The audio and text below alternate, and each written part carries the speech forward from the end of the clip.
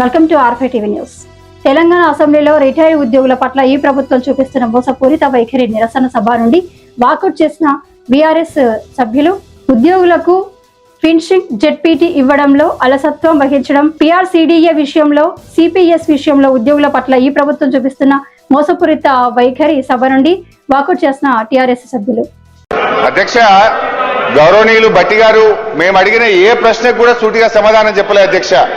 ఇప్పుడు మానవీయ కోణము అనేటువంటిది భట్టి గారి మాటల్లో కనబడుతుంది తప్ప చేతల్లో ఎక్కడ కనబట్టలేదు అధ్యక్ష.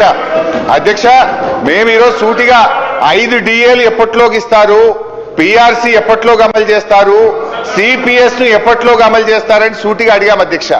వారు ఎంతసేపు గత ప్రభుత్వం మీ గవర్నమెంట్ వచ్చి 2.5 ఏళ్ల తర్వాత కూడా ఇంకా గత ప్రభుత్వం మీదనే పడి ఏడుస్తారు అధ్యక్ష. అధ్యక్ష, మా ప్రభుత్వ హయాంలో 88,000 మంది ఉద్యోగులు రిటైర్ అయ్యారు.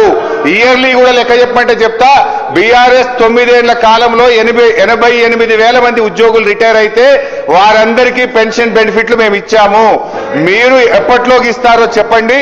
సో ఈ ప్రభుత్వం పెన్షన్ బెనిఫిట్లు రిటైర్డ్ ఉద్యోగులకు ఇవ్వడం పట్ల, పీఆర్సీ డిఏ విషయంలో, సిపిఎస్ విషయంలో ఉద్యోగుల పట్ల మోసపూరిత వైఖరికి నిరసనగా బీఆర్ఎస్ పార్టీ తరఫున తీవ్రమైన నిరసన తెలియజేస్తూ వాకౌట్ చేస్తున్నాం అధ్యక్ష.